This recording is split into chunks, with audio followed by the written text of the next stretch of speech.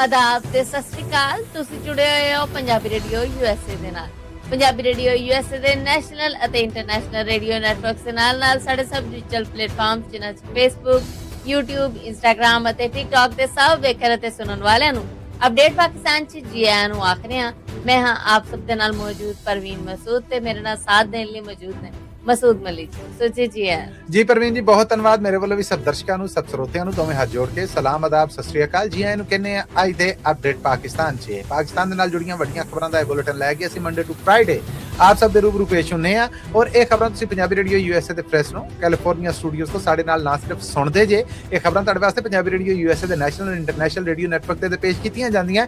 ਨਾਲ ਇਹ ਖਬਰਾਂ ਤੁਸੀਂ ਪੰਜਾਬੀ ਰੇਡੀਓ USA ਦੇ ਫੇਸਬੁੱਕ, YouTube, ਇੰਸਟਾਗ੍ਰਾਮ ਔਰ ਟਿਕਟੌਕ ਤੇ ਵੀ ਵੇਖਦੇ ਜੀ, ਬਲਕਿ ਪੰਜਾਬੀ TV USA ਦੇ ਟਿਕਟੌਕ ਤੇ ਵੀ ਇਹ ਖਬਰਾਂ ਤੁਹਾਡੇ ਵਾਸਤੇ ਅਪਲੋਡ ਹੁੰਦੀਆਂ ਨੇ। ਸੋ ਇਹਨਾਂ ਖਬਰਾਂ ਨੂੰ ਸਪਾਂਸਰ ਕਰਨਾ ਹੋਏ ਤੇ ਉਹਦੇ ਲਈ ਸਾਡਾ ਟੈਲੀਫੋਨ ਨੰਬਰ ਹੈ ਜੀ 408 272 5200 4082725200। ਵਤਨੀਆਂ ਖਬਰਾਂ ਲੈ ਬਾਜੋੜ ਚੈੱਕ ਪੋਸਟ ਤੇ ਆਪ ਮਾਰੂ ਧਾੜਾ ਦੋਵੇਂ ਪਾਸੇ ਹਲਾਕਤਾਂ ਦੀ ਇਤਲਾਵਾਂ ਨੇ। ਤੁਹਾਡੇ ਕੋਲ ਕੀ ਇਤਲਾ ਹੈ ਜੀ? ਇਤਲਾ ਜਿਹੜੀ ਸਾਡੇ ਤੱਕ ਕਪੜੀ ਉਹ ਅਰਬ ਨਿਊਜ਼ ਰਾਹੀਂ ਆਈ ਹੈ। ਪਾਕਿਸਤਾਨੀ ਮੀਡੀਆ ਦੇ ਵਿੱਚ ਤੇ ਹਜੇ ਮੁੱਢਲੀਆਂ ਖਬਰਾਂ ਸਨ, ਪਰ ਅਰਬ ਨਿਊਜ਼ ਦਾ ਦਾਵਾ ਇਹ ਹੈ ਕਿ ਸੂਬਾ ਖੈਬਰ ਪਖਤੂਨਖਵਾ ਦਾ ਜ਼ਿਲ੍ਹਾ ਬਜੋੜ ਆ, ਉੱਥੇ ਅਤਕਰਤਾਂ ਵੱਲੋਂ ਆਪ ਮਾਰੂ ਧਾੜਾ ਕੀਤਾ ਗਿਆ ਹੈ। ਫੋਰਸਿਸ ਦੇ ਨਾਲ ਉਹਨਾਂ ਦੀ ਝੜਪ ਹੋਈ ਹੈ ਔਰ ਇਹ ਆਪ ਮਾਰੂ ਧਾੜਾ ਇੱਕ ਬਰੂਦ ਦੀ ਭਰੀ ਗੱਡੀ ਹੈ ਜਿਹੜੀ ਉਹ ਇਸ ਚੈੱਕ ਪੋਸਟ ਦੇ ਨਾਲ ਮਾਰੀ ਗਈ ਹੈ। ਇਹਦੇ ਨਾਲ ਚੈੱਕ ਪੋਸਟ ਜਿਹੜੀ ਕਿ ਇਹ 5 ਕਮਰਿਆਂ ਦੀ ਹੈ, ਉਹਦੇ ਸਾਰੇ ਲੈਂਟਰ ਔਰ ਛੱਤਾਂ ਡਿੱਗ ਪਈਆਂ, ਥੱਲੇ ਦੱਬੇ ਪਏ ਨੇ। ਮੁਕਾਬਲੇ ਦੇ ਵਿੱਚ ਹਜੇ ਤੱਕ ਦੀ ਇਤਲਾਹ ਮੁਜਬ 8 ਅਤਗਰਦ ਨੇ ਜਿਹੜੇ ਉਹ ਮਾਰੇ ਗਏ ਨੇ।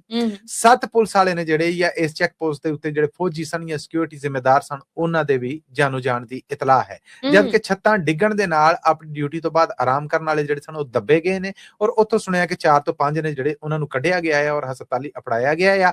ਜਦਕਿ ਇਸ ਚੈੱਕ ਬਾਜੋੜ ਦੀ ਇਹ ਜਿਹੜੀ ਚੈੱਕ ਪੋਸਟ ਆ, ਇਹਦਾ ਨਾਮ ਲੋਈ ਮਾਂਦੋ ਜਾਂ ਇਹਨੂੰ ਮਲੰਗੀ ਪੋਸਟ ਹੈ ਜਿਹੜੀ ਉਹ ਆਖਿਆ ਜਾਂਦਾ ਹੈ, ਜਿਹਦੇ ਨਾਲ ਇਹ ਬਰੂਦ ਦੇ ਨਾਲ ਭਰੀ ਗੱਡੀ ਹੈ ਜਿਹੜੀ ਉਹ ਮਾਰੀ ਗਈ ਹੈ।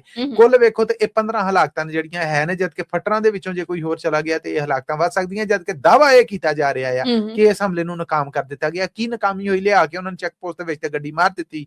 ਸੋ ਜਿਹੜਾ ਇਹ ਆਖਿਆ ਜਾ ਰਿਹਾ ਹੈ ਕਿ ਅਫਗਾਨਿਸਤਾਨ ਵਾਲੇ ਪਾਸਿਓਂ ਇਹ ਹਮਲੇ ਹੁੰਦੇ ਨੇ, ਇਹ ਉਹਦੀ ਤਾਜ਼ਾ ਲੜੀ ਹੈ। ਔਰ ਮੈਂ ਕਹਿਣ ਡਿਆ ਕਿ ਸੂਬਾ ਖੈਬਰ ਪਖਤੂਨਖਵਾ ਚ ਕਿਹੜਾ ਦੇਣਾ ਜਿਹੜਾ ਖਾਲੀ ਜਾਣ ਡਿਆ ਆ। ਇੱਕ ਅੱਧਾ ਹਮਲਾ ਤੇ ਹੈ ਹੀ ਹੈ ਆ, ਇੱਕ ਤੋਂ ਵੱਧ ਕਾਰਵਾਈਆਂ ਜਿਹੜੀਆਂ ਉਹ ਸਾਹਮਣੇ ਆਉਣ ਡਈਆਂ। ਇਸ ਤੋਂ ਪਹਿਲਾਂ ਜਿਹੜਾ ਐਕਸਪ੍ਰੈਸ ਮੀਡੀਆ ਨਿਊਜ਼ ਹੈ ਜਿਹੜਾ ਉਹ ਦਾਵਾ ਕਰ ਰਿਹਾ ਸੀਗਾ ਕਿਤੇ ਮੁਕਾਬਲਾ ਹੋਇਆ ਤੇ ਅਤਗਰਦਾਂ ਦੇ ਨਾਲ 3 ਸਿਕਿਉਰਿਟੀ ਜ਼ਿੰਮੇਦਾਰ ਨੇ ਜਿਹੜੇ ਉਹ ਗਏ, ਪਰ ਉਸ ਤੋਂ ਬਾਅਦ ਅੱਧ ਰਾਤ ਤੋਂ ਬਾਅਦ ਦਾ ਮਾਮਲਾ ਜਿਹੜਾ ਇਹ ਬ੍ਰੇਕਿੰਗ ਦੇ ਤੌਰ ਤੇ ਸਾਹਮਣੇ ਆਇਆ, ਜਿਹਨੂੰ ਅਰਬ ਨਿਊਜ਼ ਨੇ ਕੀਤਾ ਔਰ ਉਸ ਤੋਂ ਬਾਅਦ ਬਾਕੀ ਇੰਟਰਨੈਸ਼ਨਲ ਮੀਡੀਆ ਨੇ ਇਸ ਖਬਰ ਨੂੰ ਨਾਲ ਲੈ ਕੇ ਆਏ ਕਿ ਇਹ ਜਿਹੜੀ KPK ਸੂਬੇ ਦਾ ਬਜੋੜ ਇਲਾਕਾ ਹੈ, ਉੱਥੇ ਇਹ ਹਮਲਾ ਜਿਹੜਾ ਇਹ ਹੋਇਆ। ਪ੍ਰਵੀਨ ਜੀ, ਇਮਰਾਨ ਖਾਨ ਦੇ ਹੱਕ 'ਚ ਧਰਨਾ ਦੇਈ ਬੈਠੇ 6 ਮੈਂਬਰ ਅਸੈਂਬਲੀ ਗ੍ਰਿਫਤਾਰ। ਤਗੜਾ ਮੁਕੱਦਮਾ ਹੋਇਆ ਉਹਨਾਂ ਤੇ ਇਮਰਾਨ ਖਾਨ ਦੀ ਮੈਡੀਕਲ ਰਿਪੋਰਟ ਜਿਹੜੀ ਉਹ ਵੀ ਪਬਲਿਕ ਹੋ ਗਈ।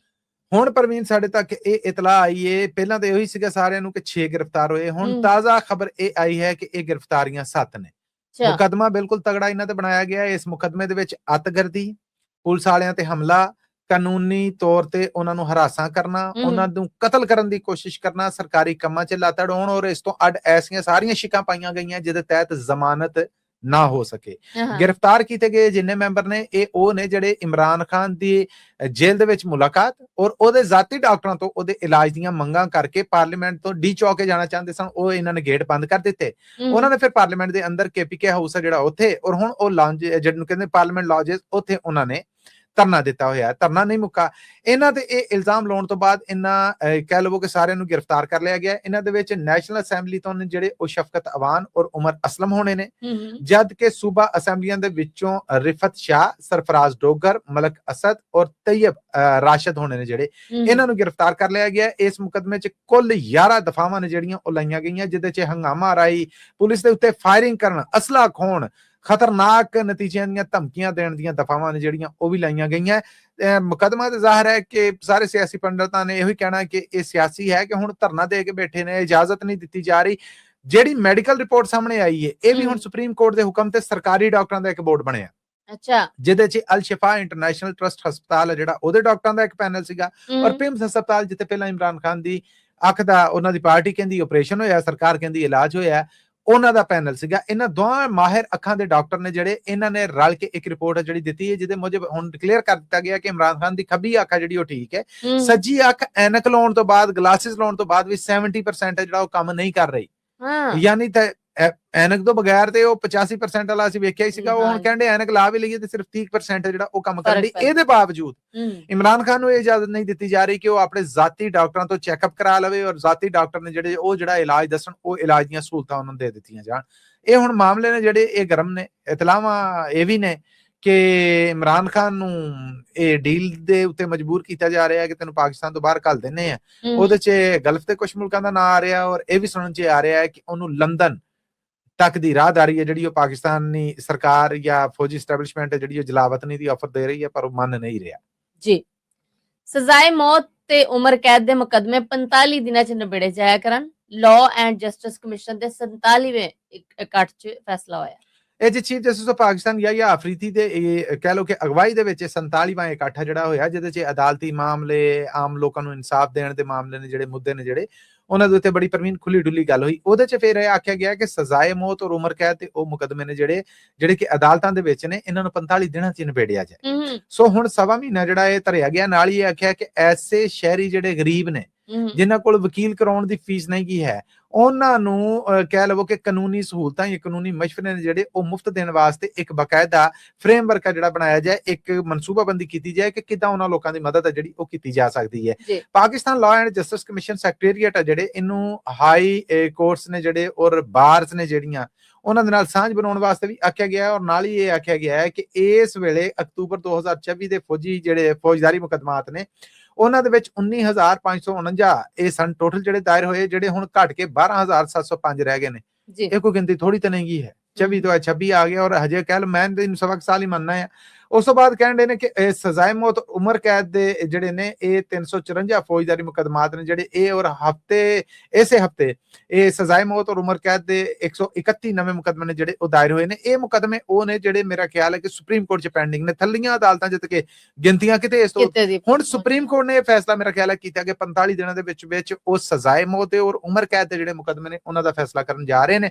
ਲੈਟਸ ਸੀ ਪਿਛਲੀਆਂ ਅਦਾਲਤਾਂ ਦੇ ਵੀ ਰਿਕਾਰਡ ਨਾਲ ਹੋਏਗਾ ਸੁਪਰੀਮ ਕੋਰਟ ਕੀ ਕਰਦੀ। ਔਰ ਇਨਸਾਫ ਦੇਣ ਦਾ ਮਾਮਲਾ ਅਗਰ ਤੇਜ਼ ਹੁੰਦਾ ਤੇ ਇਸ ਤੋਂ ਸੋਹਣੀ ਗੱਲ ਕੋਈ ਨਹੀਂ ਕੀ ਹੈ। ਇਹਦੀ ਹਮਾਇਤ ਖੁੱਲੇ ਦਿਲ ਕਰਨੀ ਚਾਹੀਦੀ ਹੈ, ਪਰ ਇਹਦੇ ਵਿੱਚੋਂ ਕਿਹੜੇ ਜਾਂ ਤੇ ਇਹ ਨਾ ਕਿ ਸਾਰੇ ਵਾਸਤੇ ਯੂਨੀਫਾਰਮ ਇੱਕ ਆ, ਫਿਰ ਤਾਂ ਠੀਕ ਹੈ। ਤੇ ਜੇ ਕੋਈ ਸਿਆਸੀ ਲਾਗਤਬਾਜ਼ੀ, ਮਨਮਰਜ਼ੀ ਔਰ ਨਵਾਜ਼ ਸ਼ਾਹ ਔਰ ਇਹਨੂੰ ਫਾਇ ਚਾੜ ਦੋ, ਇਹਨੂੰ ਛੱਡ ਦਵੋ ਤੇ ਇਹਦੀ ਸਜ਼ਾ ਜਿਹੜੀ ਹੈ ਘੱਟ ਕਰ ਦਵੋ ਔਰ ਨਵਾਜ਼ ਸ਼ਾਹ ਦਾ ਅਮਲ ਸ਼ੁਰੂ ਹੋਣਾ ਤੇ ਇਹ ਫਿਰ ਇਨਸਾਫ ਦਾ ਕਤਲ ਹੈ ਜਿਹੜਾ ਉਹਦੇ ਬਰਾਬਰ ਹੈ।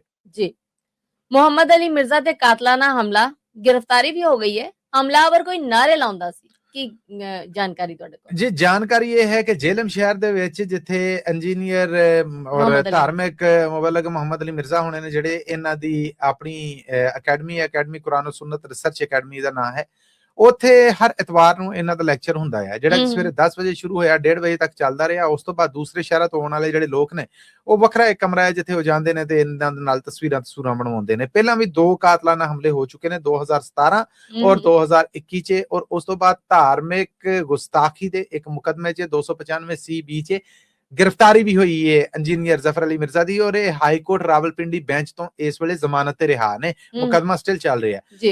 इस लेक्चर दौरान ये सीसीटीवी फुटेजेस ਜਿਹੜੀਆਂ ਕੱਢੀਆਂ ਗਈਆਂ 26 ਵਰਿਆਂ ਦਾ ਇਹ ਮੁੰਡਾ ਆ, ਜਵਾਨ ਗੱਭਰੂ ਆ ਔਰ ਐਬਟਾਬਾਦ ਸ਼ਹਿਰ ਸੂਬਾ ਖੈਬਰ ਪਖਤੂਨਖਾਨ ਦਾ ਬਹੁਤ ਸੋਹਣਾ ਇਲਾਕਾ ਆ, ਉੱਥੋਂ ਦੇ ਐਬਟਾਬਾਦ ਦਾ ਇਹ ਵਾਸੀ ਹੈ। ਔਰ ਇਹਨੇ ਅੱਗੇ ਜੀ ਇਹ ਮੇਰਾ ਕੈਮਰਾ ਫੜ ਕੇ ਮੇਰੀ ਇੰਜੀਨੀਅਰ ਸਾਹਿਬ ਦੇ ਨਾਲ ਤਸਵੀਰ ਲਾ ਦੇ, ਉਹ ਯਾਦਗਾਰ ਰਹੇਗੀ। ਜਿਵੇਂ ਹੀ ਉਹ ਕੈਮਰਾ ਉੱਥੇ ਫੜਾਇਆ, ਇਹਨੇ ਦੋਵਾਂ ਹੱਥਾਂ ਦੇ ਨਾਲ ਉਹਦਾ ਗਾਲਾ ਜਿਹੜਾ ਉਹ ਘੁੱਟਣਾ ਸ਼ੁਰੂ ਕਰ ਦਿੱਤਾ। ਸਾਹ ਬੰਦ ਕਰਨ ਦੀ ਕੋਸ਼ਿਸ਼ ਕੀਤੀ ਗਈ, ਖਲਬਲੀ ਮਚ ਗਈ ਉੱਥੇ, ਉਹ ਫੌਰੀ ਤੌਰ ਤੇ ਬੂਹੇ ਬਾਵੇ ਬੰਦ ਕਰ ਦਿੱਤੇ ਗਏ, ਇੰਜੀਨੀਅਰ ਨੂੰ ਇਹਦੇ ਤੋਂ ਛਡਾਇਆ ਗਿਆ ਔਰ ਉਸ ਤੋਂ ਬਾਅਦ ਇਸ ਅਕੈਡਮੀ ਨੂੰ ਜ਼ਾਹਰ ਹੈ ਕਾਤਲਾਨਾ ਹਮਲਿਆਂ ਤੋਂ ਬਾਅਦ ਸਿਕਿਉਰਿਟੀ ਦਿੱਤੀ ਗਈ ਤੇ ਜਿਹੜੀ ਪੁਲਿਸ ਚੌਕੀ ਤੇ ਜਾਂ ਪੁਲਿਸ ਵਾਲੇ ਜਿਹੜੇ ਸਨ ਉਹਨਾਂ ਨੂੰ ਇਹ ਬੰਦਾ ਜਿਹੜਾ ਹੈ ਦੇ ਦਿੱਤਾ ਗਿਆ। ਸੀਸੀਟੀਵੀ ਫੁਟੇजेस ਦੇ ਨਾਲ ਚੈੱਕ ਕੀਤਾ ਗਿਆ, ਜਿੱਥੋਂ ਪਤਾ ਲੱਗਾ ਕਿ ਇਹਦੇ ਕੋਈ ਹੋਰ ਸਾਥੀ ਤੇ ਨਹੀਂ ਗਏ ਆਏ ਜਿਹੜੇ ਇਸ ਕਾਰਵਾਈ ਆ ਇਸ ਵਾਰਦਾਤ ਦਾ ਹਿੱਸਾ ਸਨ। ਪਤਾ ਲੱਗਾ ਕਿ ਨਹੀਂ, ਇਹ ਇਕੱਲਾ ਸਵੇਰੇ 9 ਵਜੇ ਆਇਆ ਔਰ ਇਕੱਲਾ ਹੀ ਬੈਠਾ ਰਿਹਾ, ਪੂਰਾ ਲੈਕਚਰ ਸਬਰ ਨਾਲ ਸੁਣਿਆ, ਪਰ ਇਹਦਾ ਇਰਾਦਾ ਜਦੋਂ ਦੋਵੇਂ ਹੱਥਾਂ ਦੇ ਨਾਲ ਇਹਨੇ ਗਲ ਘੁੱਟਣ ਦੀ ਕੋਸ਼ਿਸ਼ ਕੀਤੀ ਉਦੋਂ ਪਤਾ ਲੱਗਾ ਆ ਤੇ ਗ੍ਰਿਫਤਾਰੀ ਹੋ ਗਈ ਹੈ। ਮੁਕਦਮਾ ਜਿਹੜਾ ਉਹਦੇ ਵਾਸਤੇ ਦਰਖਾਸਤ ਦੇ ਦਿੱਤੀ ਗਈ ਹੈ, ਮੁਕਦਮਾ ਬਣ ਵੀ ਗਿਆ ਆ। ਹੁਣ ਅੱਗੇ ਮਾਮਲੇ ਕਿੱਥੇ ਤੱਕ ਜਾਂਦੇ, ਕਿੱਦਾਂ ਜਾਂਦੇ ਨੇ, ਇਹ ਆਉਣ ਵਾਲੇ ਦਿਨਾਂ 'ਚ ਪਤਾ ਲੱਗੇਗਾ। ਪਰ ਇਹ ਤੀਜਾ ਹਮਲਾ ਹੈ ਜਿਹੜਾ ਉਹ ਇੰਜੀਨੀਅਰ ਮੁਹੰਮਦ ਅਲੀ ਮਿਰਜ਼ਾ ਜਾਂ ਉਹਨਾਂ ਦੇ ਜਿਹੜੇ ਜ਼ਿੰਮੇਦਾਰ ਨੇ ਉਹ ਕਹਿ ਰਹੇ ਨੇ ਕਿ ਤੀਜਾ ਕਾਤਲਾਨਾ ਹਮਲਾ ਹੈ ਜਿਹੜਾ ਉਹਨਾਂ ਤੇ ਹੋਇਆ ਹੈ। सीएम पंजाब मरियम नवाज ने रोजे आउंदियां ही एक हेल्पलाइन बनाई है, मरियम को बताएं ये हेल्पलाइन कादे लिए बनाई गई? ਇਹ ਅਸਲ ਦੇ ਵਿੱਚ ਜਦੋਂ ਰੋਜ਼ੇ ਆਉਂਦੇ ਨੇ ਉਦੋਂ ਲੋਕਾਂ ਦੇ ਵਾਸਤੇ ਪਹਿਲਾਂ ਤੇ ਉਹ ਇਨਕਮ ਸਪੋਰਟ ਪ੍ਰੋਗਰਾਮ ਹੈ ਸੀਗੇ ਜਿਹੜੇ ਦਿੱਤੇ ਜਾਂਦੇ ਸੀਗੇ। ਹੁਣ ਐਲਾਨ ਜਿਹੜਾ ਕੀਤਾ ਗਿਆ ਉਹਦੇ 'ਚ ਇਹ ਆਖਿਆ ਗਿਆ ਹੈ ਕਿ ਐਸੇ ਲੋਕ ਜਿਹੜੇ ਤੰਗ ਦਸਤ ਨੇ, ਮਾਲੀ ਮੁਸ਼ਕਲਾਂ ਦਾ ਸ਼ਿਕਾਰ ਨੇ, ਇਨਕਮ ਨਾ ਹੋਣ ਦੇ ਬਰਾਬਰ ਹੈ ਜਾਂ ਥੋੜੀ ਹੈ, ਰੋਜ਼ੇ ਆ ਗਏ ਨੇ, ਜ਼ਾਹਿਰ ਹੈ ਗੁਜ਼ਾਰਾ ਮੁਸ਼ਕਿਲ ਹੋ ਜਾਏਗਾ, ਰਾਸ਼ਨ ਪਾਣੀ ਉਹਨਾਂ ਨੇ ਲੈਣਾ, ਉਹਨਾਂ ਦੇ ਵਾਸਤੇ ਇਹ ਹੈਲਪਲਾਈਨ ਹੈ ਜਿਹੜੀ ਇਹ ਬਣਾਈ ਗਈ ਹੈ ਮਰੀਮ ਨਵਾਜ਼ ਵੱਲੋਂ, ਸੀਐਮ ਪੰਜਾਬ ਵੱਲੋਂ, ਮਰੀਮ ਕੋ ਬਤਾਏ।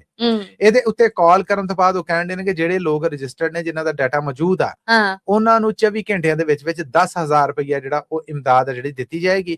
ਤੇ ਜਿਨ੍ਹਾਂ ਲੋਕਾਂ ਦਾ ਡਾਟਾ ਇੱਥੇ ਨਹੀਂ ਹੈ ਉਹਨਾਂ ਦੇ ਵਾਸਤੇ 4 ਦਿਨ ਦਾ ਟਾਈਮ ਧਰਿਆ ਗਿਆ ਹੈ ਕਿ 4 ਦਿਨਾਂ ਦੇ ਵਿੱਚ ਉਹਨਾਂ ਦੀ ਤਸਦੀਕ ਕਰਕੇ, ਜਾਂਚ ਕਰਕੇ, ਉਸ ਤੋਂ ਬਾਅਦ ਉਹਨਾਂ ਦੀ ਮਦਦ ਦੇ ਵਾਸਤੇ 10,000 ਰੁਪਈਆ ਜਿਹੜਾ ਉਹ ਸਰਕਾਰੀ ਖਜ਼ਾਨੇ ਚੋਂ ਇਸ ਹੈਲਪਲਾਈਨ ਰਾਹੀਂ ਉਹਨਾਂ ਤੱਕ ਅਪੜਾਇਆ ਜਾਏਗਾ। ਪਹਿਲਾਂ ਤਾਂ ਪ੍ਰਵੀਨ ਇਹ ਦੇਖੋ ਕਿ ਜਦੋਂ ਬੇਨਜ਼ੀਰ ਇਨਕਮ ਸਪੋਰਟ ਪ੍ਰੋਗਰਾਮ ਸੀਗਾ ਉਹਦੇ ਤਹਿਤ ਹਜੇ ਵੀ ਉਹ ਹੈ ਜਾਂ ਬਹੁਤ ਸਾਰੇ ਲੋਕ ਨੇ ਜਿਹੜੇ ਉਹਨਾਂ ਨੂੰ ਬੜੇ ਬਾਇਜ਼ਤ ਤਰੀਕੇ ਦੇ ਨਾਲ ਉਹਨਾਂ ਦੇ ਅਕਾਊਂਟਾਂ 'ਚ ਪੈਸੇ ਆ ਜਾਂਦੇ ਨੇ। ਇਹ ਹੁਣ ਰਜਿਸਟ੍ਰੇਸ਼ਨ ਦੇ ਜਿਹੜੇ ਮਾਮਲੇ ਨੇ, ਫਿਰ ਇਮਰਾਨ ਖਾਨ ਦਾ ਇਨਸਾਫ ਕਾਰਡ ਸੀਗਾ ਜਿਹੜਾ, ਉਹਦੇ 'ਚ ਵੀ ਲੋਕਾਂ ਦੀ ਮਦਦ ਹੁੰਦੀ ਸੀਗੀ।